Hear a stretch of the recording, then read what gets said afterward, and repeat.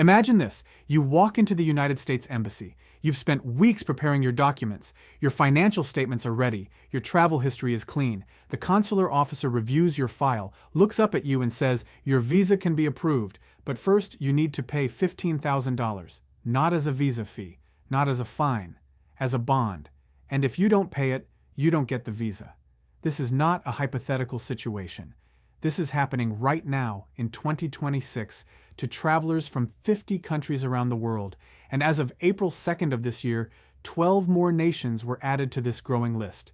Today we are going to break down everything you need to know about the U.S. Visa Bond Rule, what it is, who it affects, how it works, what happens if you don't comply, and what this means for the future of U.S. immigration. Let's start from the very beginning. For decades, getting a U.S. visitor visa, officially known as a B1 or B2 visa, followed a standard path. Fill out your application, gather your documents, attend your interview, and the consular officer decides based on one core question. Do you have strong enough ties to your home country to guarantee you'll come back after your visit? That question still exists, but now, for travelers from 50 specific countries, there is an entirely new financial condition attached to the answer.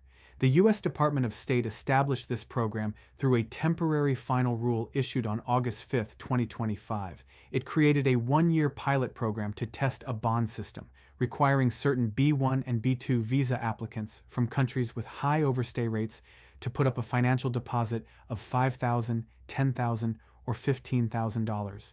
This deposit is what the government calls a visa bond, and it represents one of the most significant shifts in U.S. visitor visa policy in recent memory. Now, a lot of people are confusing this with a visa fee. These are two completely different things.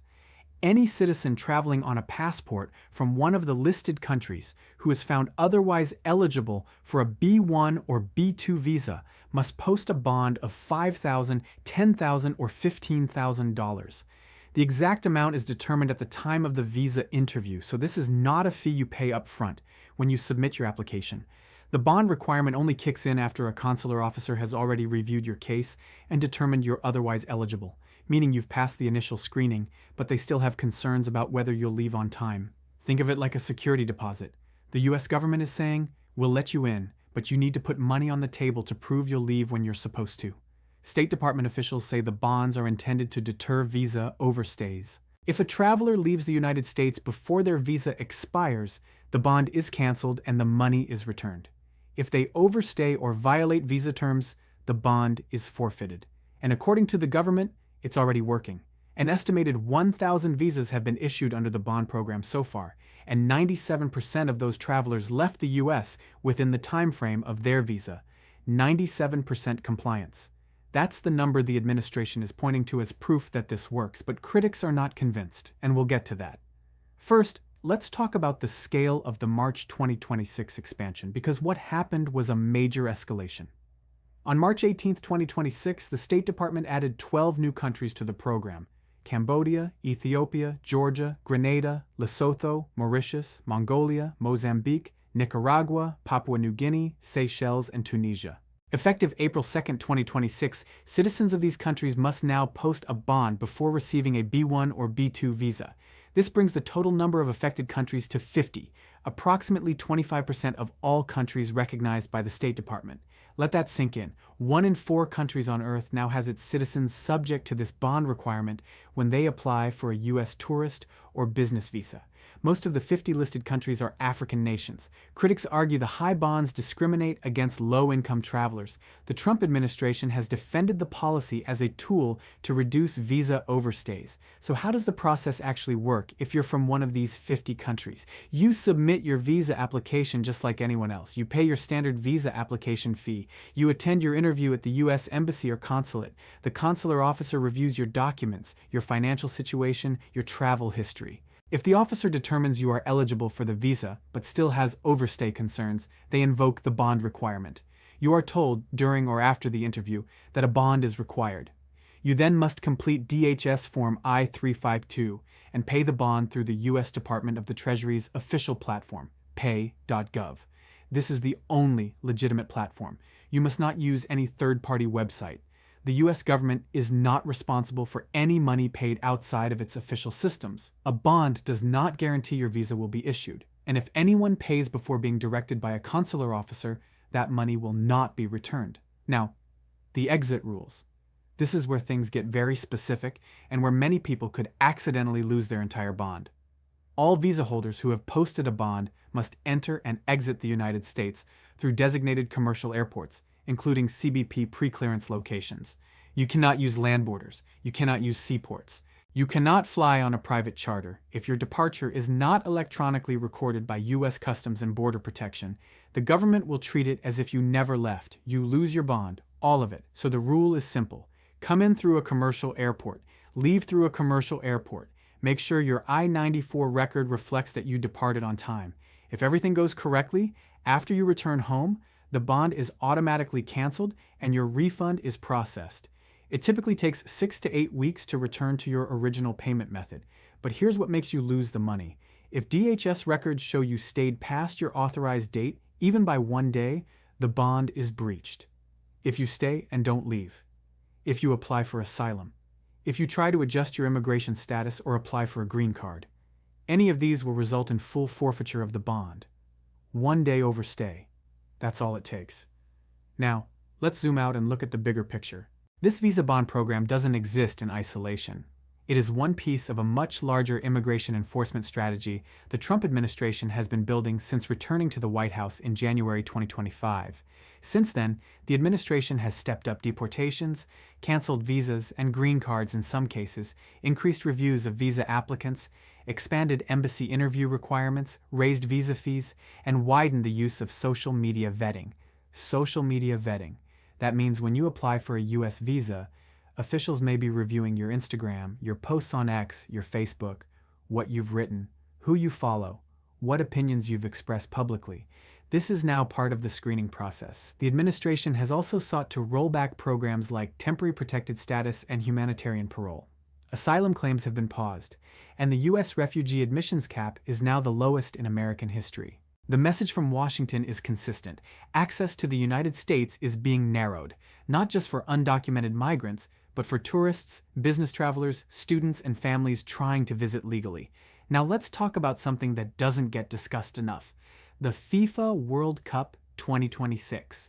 The Trump administration expanded the visa bond program to 50 countries, and among them are 5 African nations that have qualified for the FIFA World Cup, which is being co-hosted in the United States, Canada, and Mexico.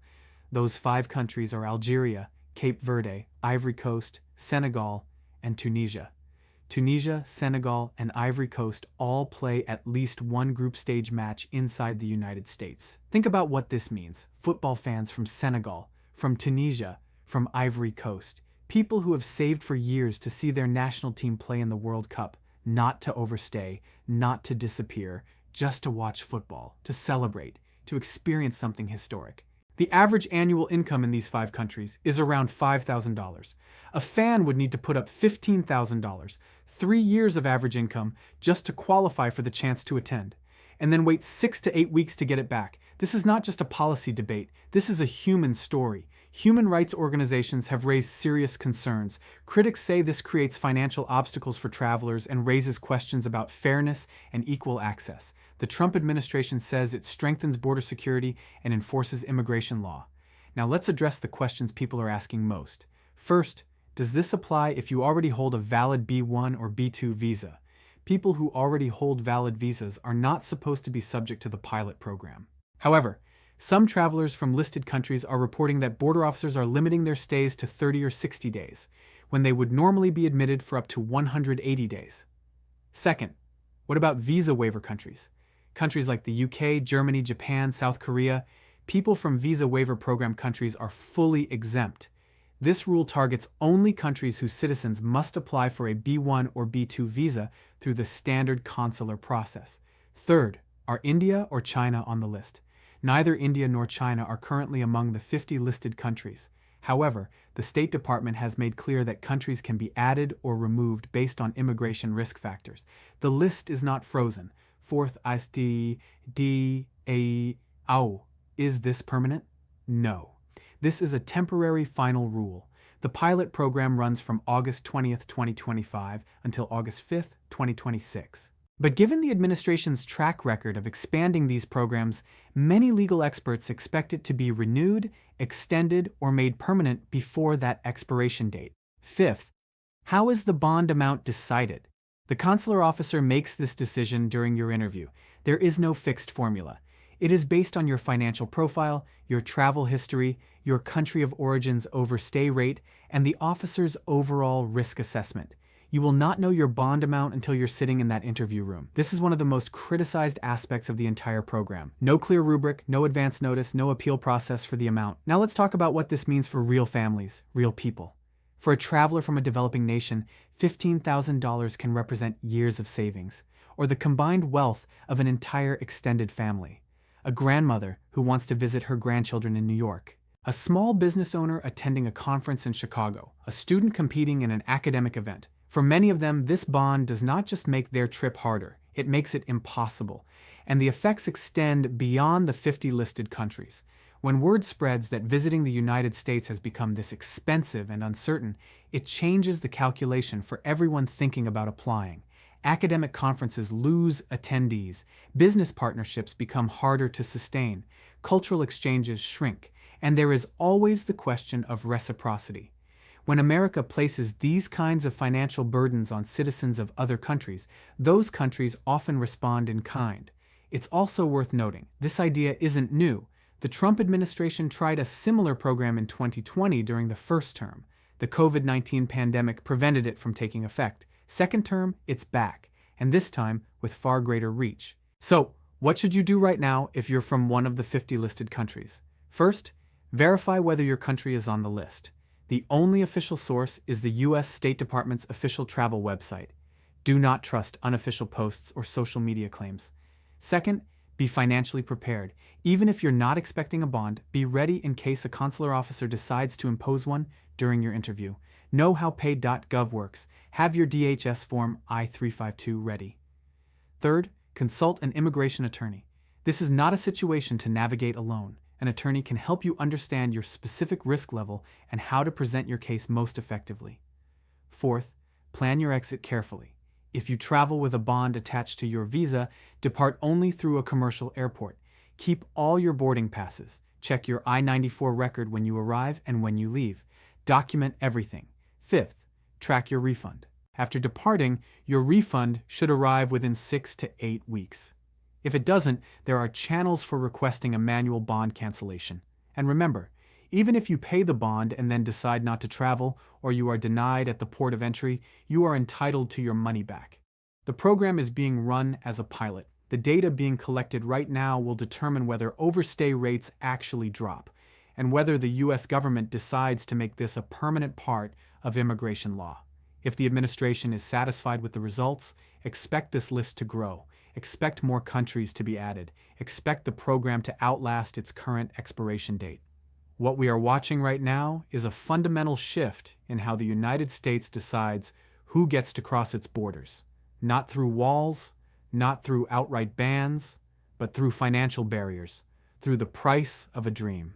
For some people, $15,000 is a manageable inconvenience. For billions of people around the world, it is an insurmountable wall, dressed in bureaucratic language and posted quietly on a government website. The U.S. visa bond rule is not just an immigration policy. It is a statement about who America wants to welcome in 2026. And right now, that statement is being heard loudly and clearly in 50 countries around the world. If this video helped you understand what's actually going on, please share it with someone who needs to know. Drop your country in the comments. Let's see how many of our viewers are directly affected by this. And if you have questions, ask them below. We read every single one. Stay informed, stay prepared, and we'll see you in the next one.